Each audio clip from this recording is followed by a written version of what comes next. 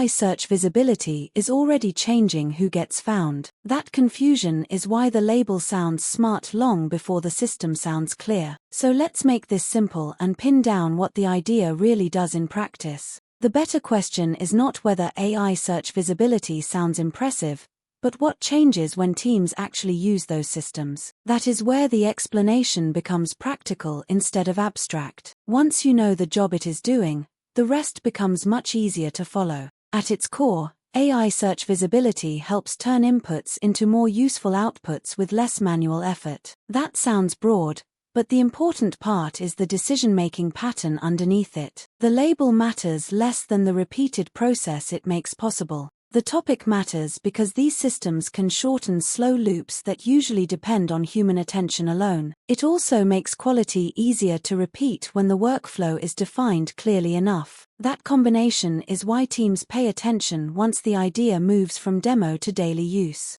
The usual pattern is simple. You give the system context, it applies a repeatable method, and then it returns a result. What makes the result useful is the structure around the model, not the model in isolation. That is why the setup only looks magical until you break the steps apart. You can see AI search visibility anywhere teams need faster drafting, sorting, checking, or decision support. It often hides inside tools people already use rather than announcing itself loudly. That is why the impact can feel bigger than the surface explanation suggests. Imagine a support workflow where someone has to review the same type of information again and again. Without structure, the work is slow and uneven, but with the right system the first useful answer arrives much faster. The real gain is not only speed, it is having a clearer starting point for the next decision. The common mistake is expecting AI search visibility to fix a messy process without first tightening the process itself. When the input is vague,